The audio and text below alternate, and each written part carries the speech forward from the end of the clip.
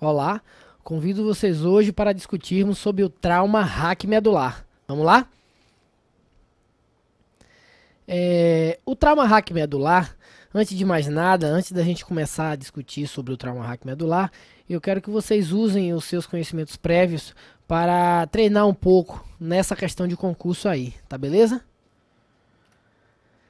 Em resumo, a nossa aula ela vai conter objetivos, a epidemiologia, a anatomia da coluna vertebral e da medula espinhal, as causas do trauma raquimedular, sinais e sintomas em pacientes conscientes e inconscientes, o trauma cervical e a indicação de imobilização, os objetivos da imobilização, a avaliação neurológica, detalhes sobre a avaliação e o atendimento, além do tratamento e a nossa questão de concurso também, ok?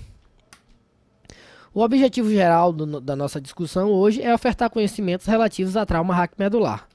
Como objetivos específicos, temos descrever a epidemiologia das lesões de coluna, comparar os mecanismos de trauma mais comuns que produzem o trauma raquimedular, identificar doentes com possibilidade de trauma raquimedular, relacionar sinais e sintomas do trauma raquimedular, descrever a identificação, a indicação de mobilização da coluna. Okay? Falando sobre a epidemiologia, nos Estados Unidos estima-se que a incidência anual de casos de trauma raquimedular é de 11 mil casos por ano, tá bom?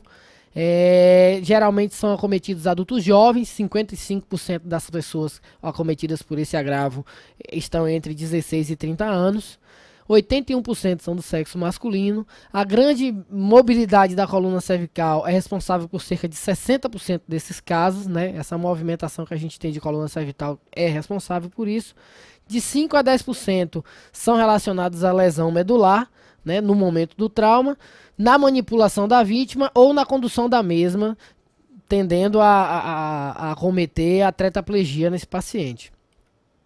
Falando sobre a anatomia da coluna vertebral, a gente lembra que lá na anatomia a gente tem as vértebras cervicais, né, as vértebras torácicas e as vértebras lombares, além da sacral e a cóccix. Entre cada vértebra a gente lembra também que existem os discos, não é isso? Ok, cada vértebra tem sua anatomia própria, a depender da situação da localização dela. Falando sobre a anatomia da medula espinhal, a gente tem o sistema nervoso periférico, que é formado pela periferia do sistema nervoso, e o sistema nervoso central, que é formado pelo cérebro, descendo pela medula espinhal como um todo, né? Falando sobre as causas de trauma raquimedular, nesse gráfico a gente pode observar que 40% delas é oriundas de acidentes automobilísticos, 20% de quedas, 14% ato violento, outros 9% e esporte 7%. A dica interessante é: o socorrista que compreende a biomecânica do trauma suspeitará de uma lesão inaparente, prevenindo as lesões secundárias. Falando sobre os sinais e sintomas em pacientes conscientes, o que caracteriza um paciente com provável trauma raquimedular se ele estiver consciente? Dor no pescoço ou nas costas, dor à mobilização cervical ou dorsal, deformidade na coluna, paralisia, parestesia em membros superiores ou inferiores, choque neurogênico, respiração abdominal, priapismo que é a ereção involuntária. A dica nessa situação: a ausência desses sintomas não exclui, em hipótese nenhuma, a existência de uma lesão medular. Apesar do paciente estar consciente e não estar referindo nenhum desses sintomas, pode ser que ele desenvolva ainda, pode ser que seja um processo de compressão inicial dessa lesão, então a gente não pode descartar só porque ele não tem nenhum desses sintomas. Num paciente inconsciente, o que é que existe? Flacidez de esfíncter anal, a resposta a estímulo doloroso somente acima da clavícula, a hipotensão com bradicardia ou somente a bradicardia, o priapismo, a respiração diafragmática, né? Esses aqui são sinais e sintomas de um paciente inconsciente. As indicações de imobilização no trauma cervical: quando há impacto violento na cabeça, no pescoço ou no tronco, né? Como no espancamento, no desabamento. tá certo? Aceleração ou desaceleração repentina, né? Quando há inclinação da cabeça, do pescoço ou do tronco de maneira agressiva, como é numa colisão, como é no atropelamento ou em explosões, tá certo? Quando há queda, geralmente idosos, cai da própria altura, entendeu? Ejeção do veículo ou de dispositivos de transporte, bicicleta, moto, skate. Acidentes em águas rasas, que é uma das causas também bem graves de trauma raquimedular. Além de danos significativos no capacete, em caso de uso de capacete, né? Além também de pacientes com alteração de nível de consciência. O paciente embriagado ou que tenha um TCE grave, você não pode descartar um trauma raquimedular nesse paciente, você tem que imobilizar ele. E para que serve a imobilização? Propiciar a estabilidade da região afetada. Se por um acaso esse paciente tiver um trauma raquimedular, você imobiliza para não ocasionar mais danos, para não agravar mais essa lesão. Você impede uma lesão vascular naquela região. E você impede uma lesão neurológica. Impede ou limita a lesão já instalada, ok? A avaliação neurológica de um paciente que tem um trauma raquimedular, além do Glasgow que você pode fazer com ele, você também pode ver, quando a lesão é completa, a ausência de função motora ou sensitiva, abaixo de nível da lesão, a depender do nível da lesão. Se for uma lesão em cervical alta, em cervical alta, geralmente o paciente ele vai perder a sensibilidade da parte de cima do tórax até embaixo. O paciente não vai apresentar nenhum tipo de resposta motora nessa situação de lesão completa.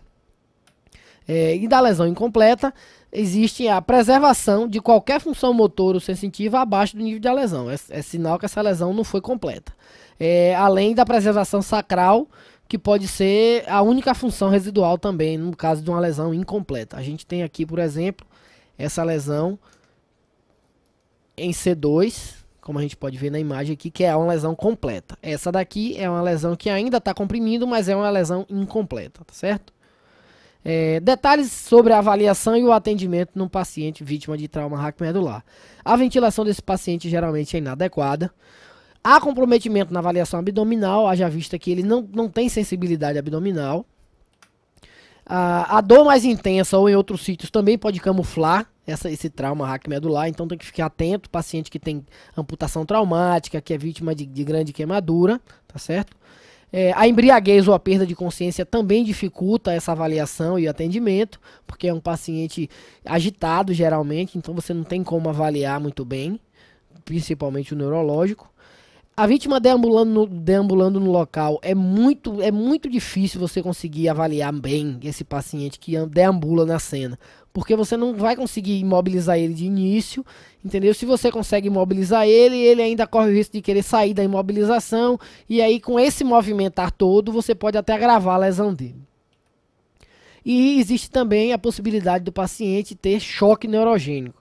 Então, o choque neurogênico é a associação da lesão da coluna cervical ou torácica alta, que o paciente apresenta hipotensão com bradicardia. O choque neurogênico nada mais é do que a perda de contratilidade do coração por falta de descargas, por falta de informações neurológicas, pelo rompimento desses nervos, né? Alguns nervos que são responsáveis por esse encaminhar de informações neurológicas ao coração.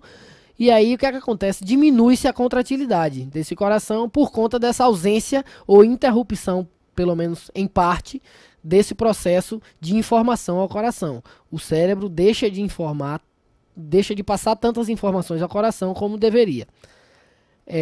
A dica interessante nesse caso nada adianta uma boa imobilização se a retirada da imobilização for precoce e intempestiva. Que a gente vê bastante, principalmente em ambiente do pré-hospitalar para o intra-hospitalar, é a chegada do paciente imobilizado e a retirada sem sequer uma avaliação mais minuciosa, uma avaliação de raio-x, por exemplo, pelo menos um raio-x, né? Então, tem que ter muito cuidado com esse tipo de coisa. O paciente, quando ele chega no intra-hospitalar, ele precisa ser avaliado pelo neurocirurgião, pelo cirurgião, pelo ortopedista também, mas a retirada da imobilização não pode ser de forma intempestiva, porque se esse paciente for portador de um trauma raquimedular, você vai agravar a lesão desse paciente. O tratamento no trauma raquimedular, no ambiente pré-hospitalar ou no intra-hospitalar, a gente tem que pensar imediatamente no ABCDE do trauma, que é o que vai agravar mais a saúde desse paciente. A gente tem que pensar na oxigenoterapia apropriada para esse paciente, no acesso venoso periférico, infusão de cristalóides, a imobilização completa do paciente, como a gente vê aqui, um paciente que está muito bem imobilizado, no transporte rápido para o centro de trauma, o mais próximo possível, o mais bem equipado para receber esse paciente. Não adianta ser o mais próximo, tem que ser o mais bem equipado, o mais perto possível. E nada pode retardar o tratamento definitivo. Você não vai conseguir abordar um trauma raquimedular na cena. Você pode iniciar as condutas, mas a conduta definitiva, o tratamento definitivo vai ser dado no centro de referência. Então voltemos à nossa questão. Agora certamente ficou mais fácil, né? O choque característico de uma lesão raquimedular em que o paciente apresenta hipotensão, bradicardia, bom nível de consciência e pele rosada no local da lesão é denominado de choque cardiogênico. A gente sabe que choque cardiogênico não tem nada a ver com trauma nessa situação. Choque neurogênico, choque hipovolêmico, choque periférico ou choque anafilático. Se a gente apresenta hipotensão e bradicardia no choque vítima de lesão raquimedular, a questão está dada. Choque neurogênico, ok? Agradeço a vocês, até a próxima.